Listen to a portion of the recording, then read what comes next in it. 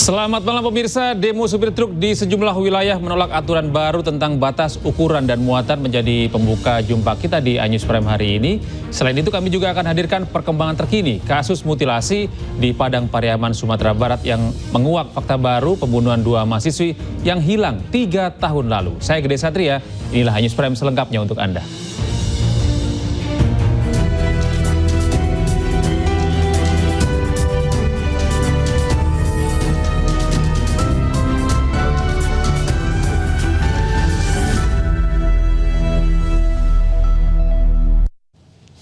Pemirsa, menuntut penutupan tambang ilegal massa bentrok dengan polisi. Aksi saling dorong terjadi saat unjuk rasa berlangsung.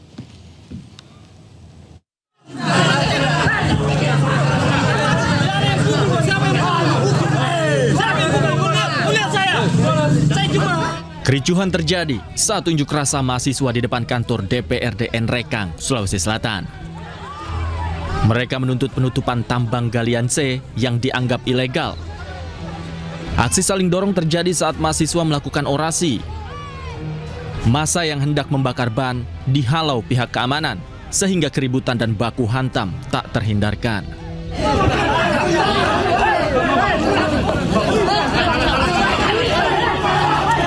Akibatnya 1 orang pengunjuk rasa mengalami luka, sementara beberapa lainnya terlibat kejar-kejaran dengan petugas. Massa mendesak DPRD untuk mengawasi pengolahan sampah dan alih fungsi lahan akibat aktivitas tambang yang dianggap ilegal. Kericuhan ini mereda usai salah satu pimpinan DPRD menemui para pengunjuk rasa. Dari Nrekang, Sulawesi Selatan, Jufri Tonapa, iNews melaporkan. Kita beralih ke informasi lain pemirsa, pemerintah Provinsi Jawa Barat memiliki tunggakan utang sekitar 300 miliar rupiah pada Badan Penyelenggara Jaminan Sosial Kesehatan. Utang tersebut berasal dari kewajiban pembayaran iuran BPJS Kesehatan Kabupaten dan Kota yang belum dibayar pada kepemimpinan sebelumnya. Terkait hal itu, Gubernur Jawa Barat Deddy Mulyadi tengah berupaya untuk melakukan pelunasan utang melalui anggaran pendapatan dan belanja daerah perubahan tahun 2025. Sehingga anggaran belanja untuk kebutuhan yang dianggap tidak penting dan pemborosan dihapuskan. Termasuk salah satunya tetap melarang rapat di hotel demi efisiensi anggaran. KDM pun meminta seluruh aparatur pemerintah daerah dapat menggelar rapat dengan memanfaatkan fasilitas gedung kantor. Kewajiban pemerintah Provinsi Jawa Barat.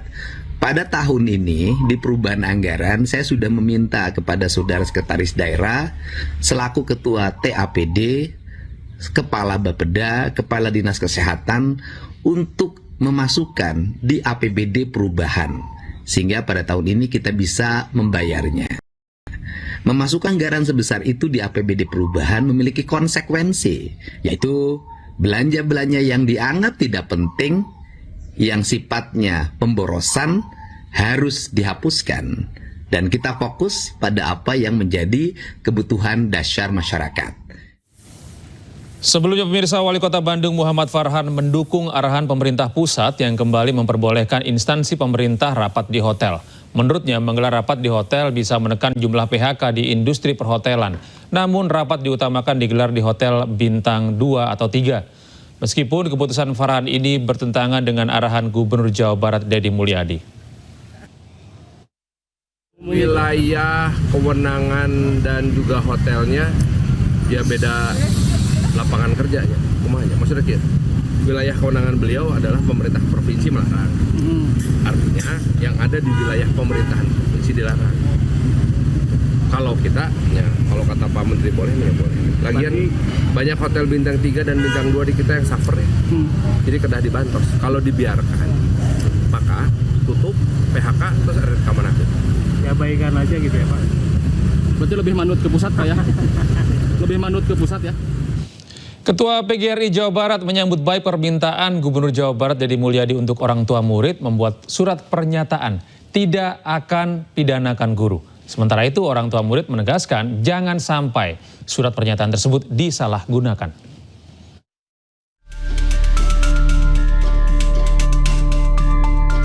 Jelang tahun ajaran baru, Gubernur Jawa Barat Deddy Mulyadi imbau para orang tua murid membuat surat pernyataan tidak akan mempidanakan guru saat menjalankan tugas mendidik para muridnya di sekolah. Hal ini dilakukan KDM sebagai langkah perlindungan terhadap guru dari potensi kriminalisasi yang tidak berdasar. Seperti guru yang menegur muridnya kerap disalahartikan sebagai bentuk kekerasan. Padahal hal itu bertujuan mendidik dan mendisiplinkan muridnya. Beragam tanggapan pun disampaikan orang tua murid. Kita menetapkan anak, jadi apapun nanti konsekuensinya, anak ada kesalahan apa, bebas guru yang menghukum anak, asalkan tidak di luar batasan atau masih bisa kita tolerin. Jangan disalah gunakan nantinya ketika takutnya nanti guru-guru kedepannya ada tindakan yang mencelakakan murid, misalnya tindakan fisik atau pelecehan atau apa, atau yang bisa melukai murid, jangan dijadikan alat untuk perlindungan. Terkait hal tersebut, Ketua PGRI Jabar Ahmad Juhana menyambut baik.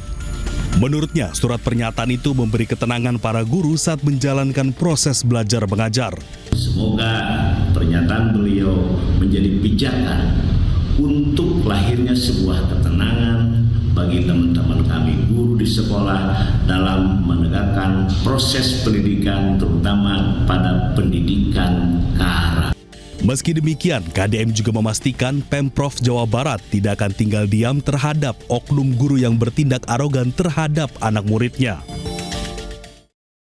Sebelumnya, Gubernur Jawa Barat Deddy Mulyadi kembali membuat gebrakan di dunia pendidikan wilayah Jawa Barat. Melalui media sosial Instagram kali ini, KDM meminta orang tua murid membuat surat pernyataan bahwa tidak akan memidanakan atau menggugat guru apabila guru bertindak demi kebaikan muridnya. Permintaan Deddy ini merujuk pada banyaknya kasus guru yang dipidanakan saat berusaha untuk mendisiplinkan muridnya. Kan ya pada seluruh orang tua yang akan memasukkan anaknya ke sekolah-sekolah di seluruh provinsi Jawa Barat, terutama yang di bawah kepemimpinan Provinsi Jawa Barat, bawah kekuasaan, pengelolaan, gitu, kewenangan.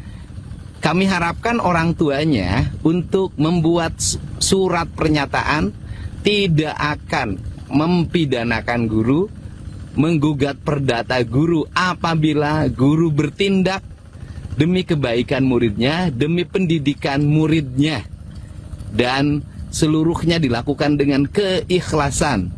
Semoga para orang tua bersedia untuk menandatangani itu, karena itu bagian dari membangun harmoni. Kecuali kalau gurunya melakukan tindakan karena kebencian, tidak ada unsur pendidikan, bahkan tidak memberikan tauladan, ya silahkan saja. Dan tidak usah dipidanakan oleh muridnya juga, oleh orang tua siswa juga. Pemda Provinsi Jawa Barat pasti akan melakukan tindakan, dari mulai tindakan A sampai...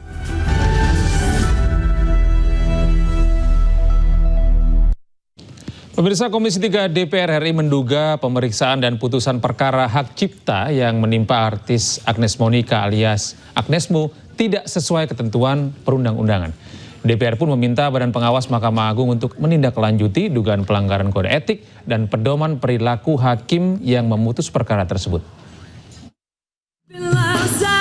Bila kau mau, bila saja. Kasus pelanggaran hak cipta yang menimpa penyanyi Agnes Monica atau Agnes Mo kembali menjadi sorotan. Komisi 3 DPR menggelar rapat bersama dengan Dirjen Kekayaan Hak Intelektual dan Badan Pengawas Mahkamah Agung. Dalam rapat bersama ini, Ketua Komisi 3 DPR RI, Habibur Rahman menyebut jika keputusan Pengadilan Tata Niaga Jakarta Pusat diduga melanggar ketentuan perundang-undangan. Komisi 3 DPR RI pun meminta Badan Pengawas Mahkamah Agung untuk menindaklanjuti laporan yang dilayangkan Koalisi Advokat Pemantau Peradilan terkait dugaan pelanggaran kode etik dan pedoman perilaku hakim yang memutus perkara tersebut. Komisi 3 DPR RI meminta kepada Bawas Mahkamah Agung untuk menindaklanjuti laporan yang disampaikan oleh Koalisi Advokat Pemantau Peradilan terkait dugaan terjadinya pelanggaran kode etik dan pedoman perilaku hakim pada Pengadilan Negeri Jakarta Pusat yang memeriksa dan mengadili perkara dengan register nomor 92/PDT_sus_HK Hak Cipta 2024 PN Niaga Jakarta Pusat yang diduga pemeriksaan dan putusannya tidak sesuai dengan ketentuan perundang-undangan. Habibur Rahman juga meminta Mahkamah Agung membuat surat edaran atau pedoman terkait panduan penerapan Undang-Undang Nomor 28 Tahun 2014 tentang hak cipta secara komprehensif. Sebelumnya pada 30 Januari lalu, Hakim Pengadilan Niaga Jakarta Pusat menyatakan Agnes Mo melanggar hak cipta karena menyanyikan lagu Bilang Saja tanpa izin kepada komposer. Agnes Mo pun diwajibkan membayar denda sebesar 1,5 miliar rupiah kepada Ari Bias selaku pencipta lagu. Pada 19 Februari lalu, Agnes Mo pun berkunjung ke Kementerian Hukum untuk berdiskusi terkait hak cipta musik. Agnes mengaku masih banyak musisi dan penyanyi yang kebingungan menerapkan undang-undang hak cipta yang ada saat ini. Tim Liputan iNews melaporkan. Penyidik Jaksa Agung Muda Bidang Tindak Pidana Khusus Kejaksaan Agung telah menjadwalkan pemanggilan terhadap mantan Menteri Pendidikan, Kebudayaan, Riset, dan Teknologi Nadiem Makarim. Pemanggilan ini terkait kasus dugaan korupsi pengadaan laptop pada proyek digitalisasi pendidikan di Kemendikbudristek.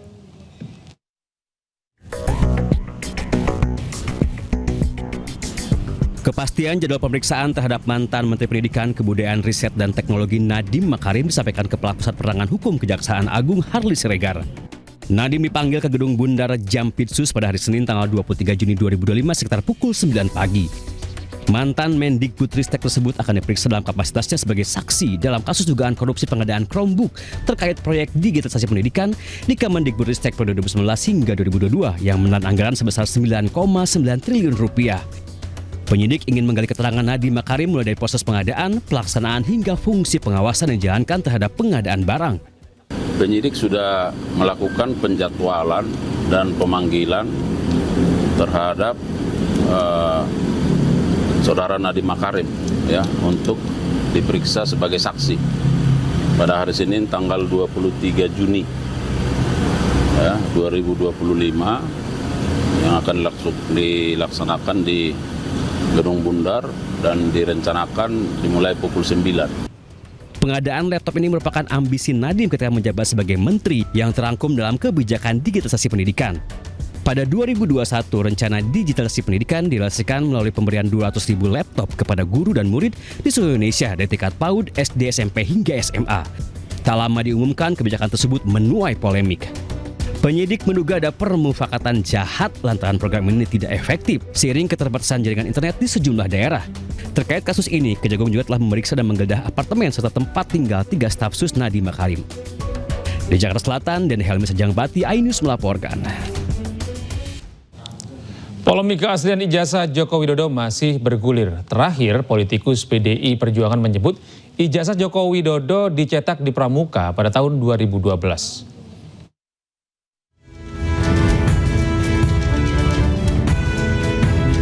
Ijazah Joko Widodo masih menjadi sorotan. Meski Bareskrim Polri telah menguji keaslian ijazah Joko Widodo, namun fakta baru tentang ijazah Joko Widodo mencuat. Politikus senior PDI Perjuangan Bambang Suryadi alias Betor Suryadi menyebut Andi Wijayanto, mantan gubernur Lemhanas sekaligus elit PDI Perjuangan, pernah melihat langsung dokumen ijazah Jokowi yang kini diragukan keasliannya. Menurut Betor, Andi melihat dokumen tersebut saat proses pencalonan Joko Widodo di Pilpres 2014 lalu. Ia mengklaim dokumen itu diduga dicetak di Jalan Pramuka, Jakarta pada tahun 2012. Cetakan ulang itu dilakukan saat Jokowi hendak mencalonkan diri sebagai gubernur Jakarta. Ibu baca semua, itu ada pertemuan yang membahas kekurangan dokumen Jokowi untuk dibawa ke KPU. Oke. Sehingga dicarilah jalannya, ketemulah zaman Dhani Iskandar dan kawan-kawan itu. Maka disitulah dirancang, didesain bagaimana semua ijazah itu dibuat. Di sisi lain, pengacara Joko Widodo, Rifai Kusumanegara menyatakan tidak ada alasan Jokowi memalsukan ijazahnya. Sebab syarat untuk menjadi presiden cukup dengan ijazah SMA saja.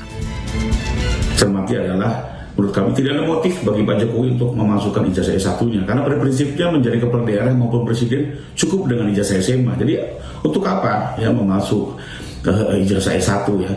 Apalagi kenyataannya kita dengar sendiri dari UGM yang maupun banyak saksi yang sudah dengar keterangannya termasuk hasil puslapor bahwa ijazah itu asli. Jadi kami melihat ini hanya sekedar informasi yang berkembang dan tidak bisa dipertanggungjawabkan. Pengacara Jokowi menyebut tudingan ini merugikan Joko Widodo dan mereka yang menuding dianggap hanya ingin pansos dengan menyudutkan Joko Widodo. Tim Liputan iNews melaporkan. Pasca ditutup, warung ayam goreng Widuran di Solo, Jawa Tengah kembali beroperasi. Para pelanggan mulai datang dan membeli ayam goreng non-halal tersebut.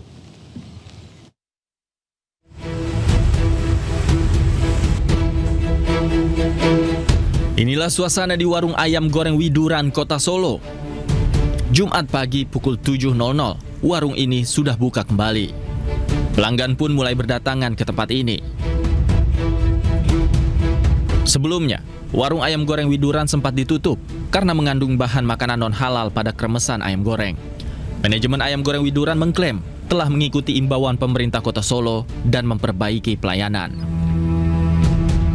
Jadi sesuai dari Pak pemerintah Kota Solo kan kita sudah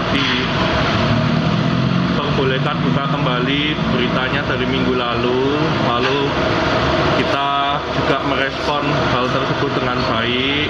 Lalu kami juga sempat ketemu dengan dinas-dinas yang terkait juga sesuai himbauan pemerintah kota, kami sudah memperbaiki semuanya dengan melabeli non halal seperti di kemasan dan di MMT dan di berbagai semualah etalase.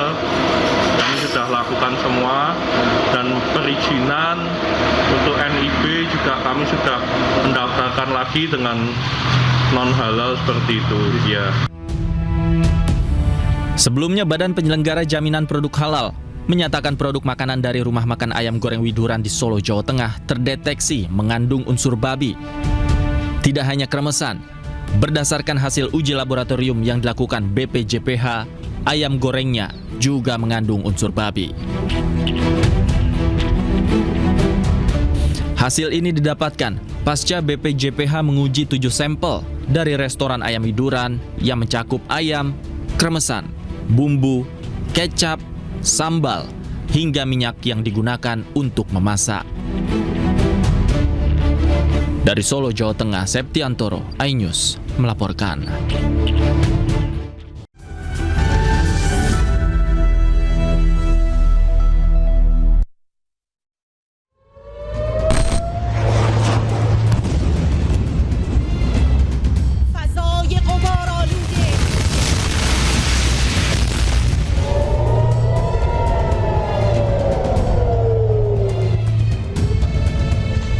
ساختمون مسکونی زده شده.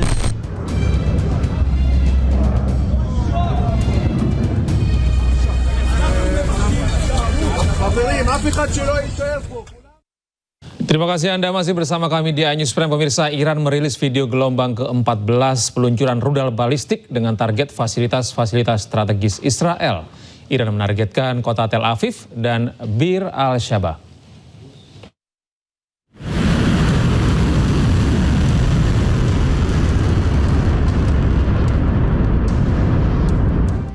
Pasukan Garda Revolusi Iran menyebut rudal-rudal yang diluncurkan dari berbagai lokasi yang dirahasiakan ini bernama rudal Emad dan Godor. Kedua jenis rudal ini termasuk kategori rudal balistik jarak menengah dengan daya jelajah hingga 2.000 km. Selain punya daya jelajah tinggi, kedua rudal ini juga bisa mengangkut hulu ledak hingga 1.000 kg. Meski belum memiliki teknologi siluman, namun Iran mengklaim kedua jenis rudal ini memiliki sistem pemandu hingga berpresisi tingkat tinggi saat menargetkan lokasi lawan. Garda Revolusi Iran menyatakan kota-kota utama Israel seperti Tel Aviv dan Be'er al-Saba menjadi sasaran utama. Kedua kota ini merupakan pusat pemerintahan, militer, dan bisnis di Israel. Dengan sandi operasi Janji Sejati 3, Iran selama sepekan peperangan ini hanya mengandalkan serangan rudalnya. Mengingat pesawat-pesawat Israel jauh lebih canggih, sedangkan pesawat-pesawat Iran banyak yang ketinggalan zaman.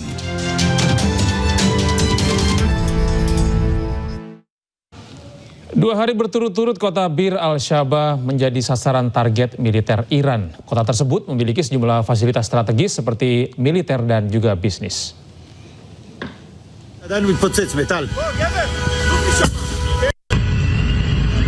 Kota Bir al-Saba atau Beersheba kembali jadi sasaran rudal balistik Iran.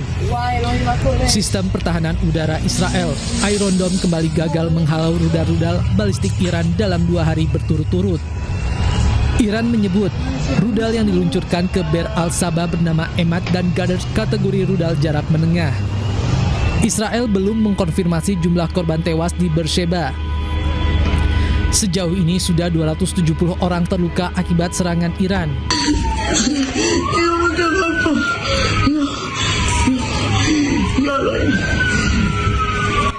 Serangan bertubi-tubi Iran di pusat kota Israel membuat warganya ketakutan.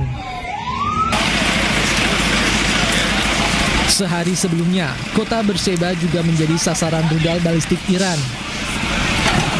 Rumah sakit militer Soroka, tempat dirawatnya tentara Israel yang terluka sepulangnya dari Gaza, hancur terkena ledakan.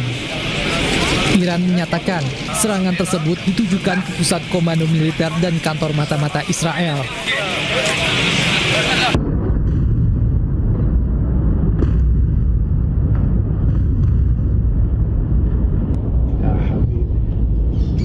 Selain fasilitas militer, pusat bisnis Israel di Beersheba termasuk gudang bursa saham di pusat kotanya hancur terkena ledakan. Pemirsa, serangan rudal Iran menghantam kawasan strategis di selatan Israel, tepatnya di kota Beersheba. Ledakan terjadi di kawasan kantor Microsoft.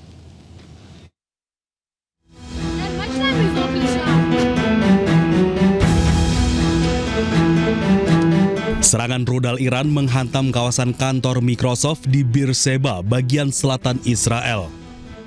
Salah satu proyektil mengenai area Gav Yam Negev Advanced Technologies Park. Kawasan yang dikenal sebagai pusat riset dan pengembangan teknologi tinggi, termasuk robotik dan data science. Kebakaran terlihat terjadi di tempat terbuka, tempat jatuhnya amunisi. Dilaporkan gedung kantor Microsoft dan sejumlah properti turut mengalami kerusakan. Meski demikian, tidak ada laporan mengenai timbulnya korban jiwa. Petugas pemadam kebakaran dan para medis pun datang ke lokasi kejadian dan sedikitnya ada 6 korban terluka akibat serangan tersebut. Sementara itu, militer Israel melancarkan serangan terhadap puluhan target militer di Teheran, Iran pada Jumat dini hari waktu setempat. Pusat penelitian dan pengembangan proyek senjata nuklir Iran juga turut menjadi target serangan terbaru Tel Aviv.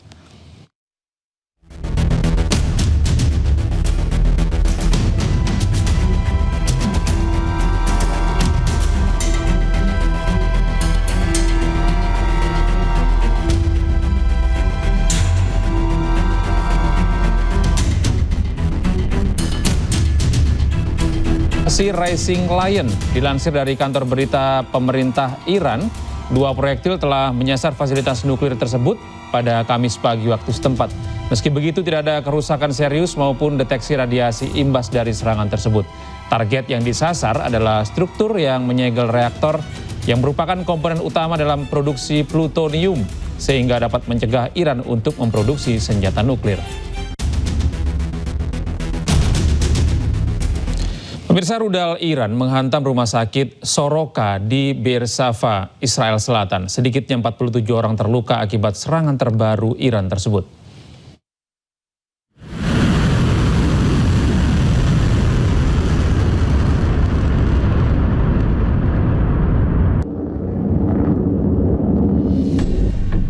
Dalam video terbaru yang diunggah Iran, sebanyak 14 rudal dilepaskan menuju Israel. Namun, salah satu rudalnya menghantam rumah sakit Soroka di Israel Selatan dan 2 kota dekat Tel Aviv.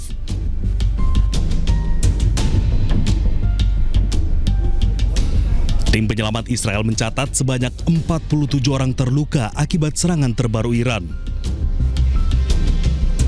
Penyerangan rumah sakit ini dikecam, tetapi pihak Iran menyatakan target dari misil sebenarnya adalah pangkalan intelijen dan komando Angkatan Darat Israel dan kamp intelijen Angkatan Darat di Gaviam Technology Park di sekitar rumah sakit Soroka Be'er Sheva, Israel Selatan.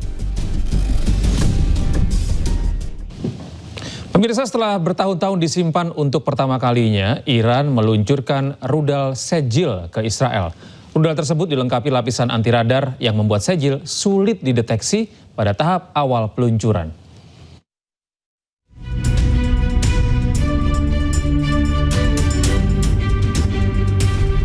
Korps Garda Revolusi Iran mengumumkan peluncuran rudal Sejil ke Israel pada Rabu malam. Ini adalah pertama kalinya Iran memakai rudal Sejil untuk melawan Israel sebagai bagian dari operasi True Promise 3. Nama Sejil memiliki arti batu yang berasal dari tanah yang terbakar. Korps Garda Revolusi Iran menyebut peluncuran ini sebagai awal dari pembukaan gerbang neraka untuk rezim Zionis. Sejil dianggap sebagai salah satu rudal paling canggih yang mampu membawa hulu ledak konvensional atau nuklir. Rudal ini tak hanya menjadi ancaman strategis bagi Israel, namun juga di kawasan Timur Tengah dan Eropa Tenggara. Dengan daya jelajah antara 2.000 hingga 2.500 km, Sejil mampu mencapai target dengan kecepatan Mach 12 hingga 14 saat kembali ke atmosfer dan Mach 5 saat menghantam target. Versi Sejil 2 bahkan dilengkapi dengan lapisan anti radar dan akselerasi tinggi sehingga membuat rudal ini sulit dideteksi pada tahap awal peluncuran oleh sistem pertahanan rudal modern. Rudal ini pertama kali diuji coba pada tahun 2008 dan mengalami kemajuan signifikan pada versi Sejil 2 tahun 2009. Setelah 2012, pengujiannya sangat jarang memunculkan spekulasi soal biaya produksi dan jumlahnya yang terbatas.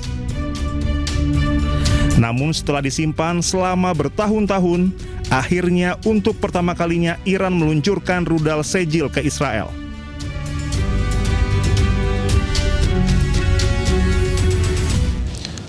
Empat warga Palestina tewas dan beberapa lainnya terluka akibat serangan udara Israel yang diduga menyasar kamp pengungsi dekat rumah sakit Al-Quds di Gaza Barat Daya.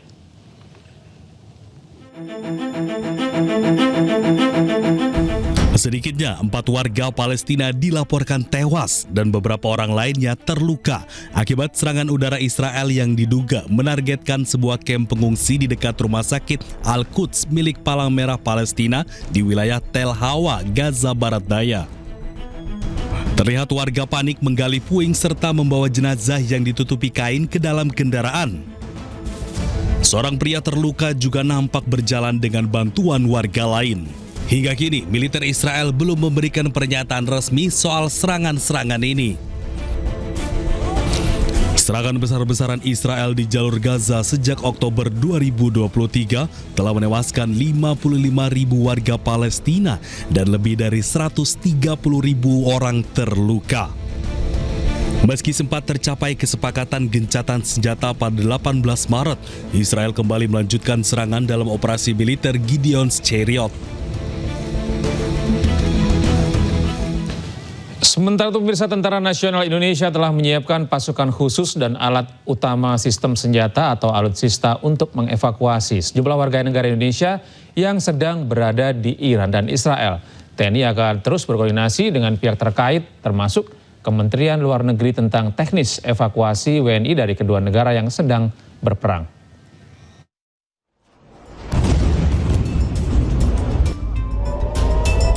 Tentara Nasional Indonesia menyiapkan 34 personel dan alutsista untuk membantu proses evakuasi warga negara Indonesia yang berada di Israel dan Iran.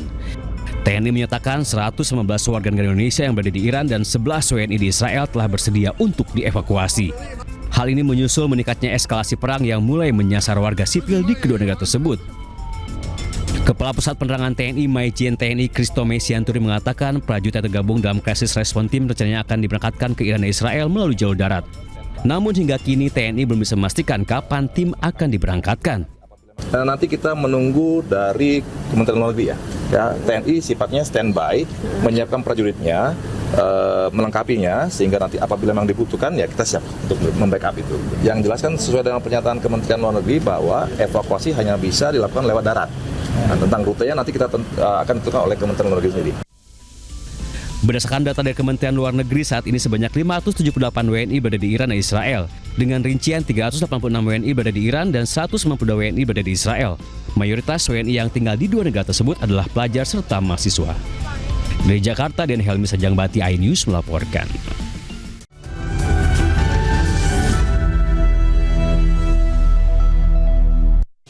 Anda masih bersama kami di iNews Prime. Pemirsa, roket raksasa SpaceX Elon Musk meledak dan terbakar hebat hingga menimbulkan bola api besar saat uji terbang ke-10 di Texas, Amerika Serikat. Tidak ada korban jiwa dalam peristiwa ini maupun luka dalam insiden ini.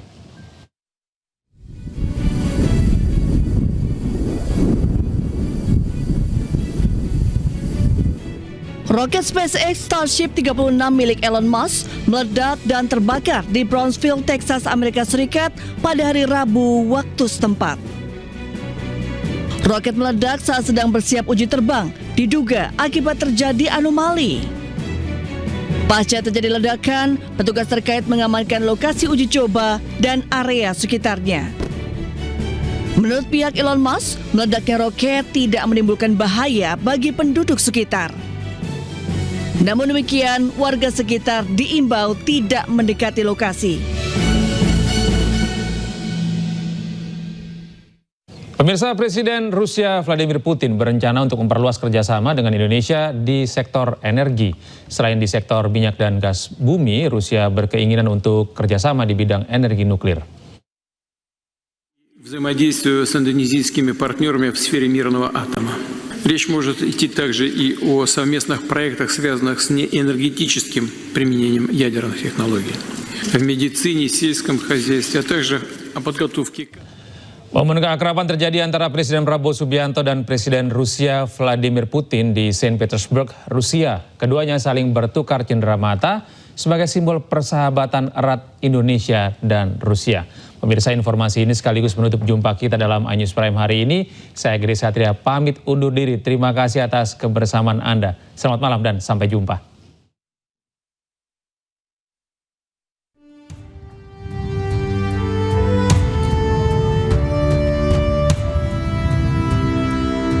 Usai melakukan pertemuan bilateral secara formal, Presiden Prabowo Subianto dan Presiden Vladimir Putin terlihat saling memberikan cenderamata yang penuh makna.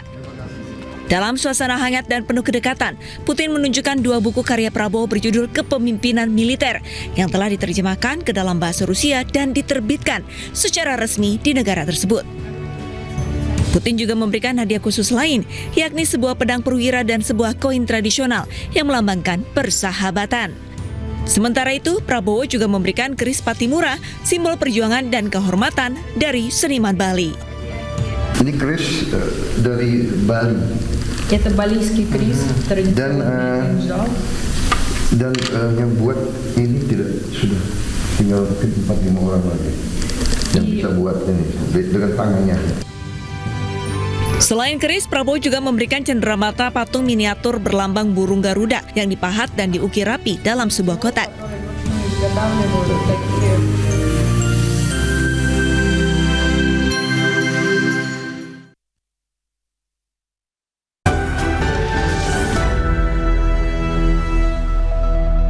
Acara ini dipersembahkan oleh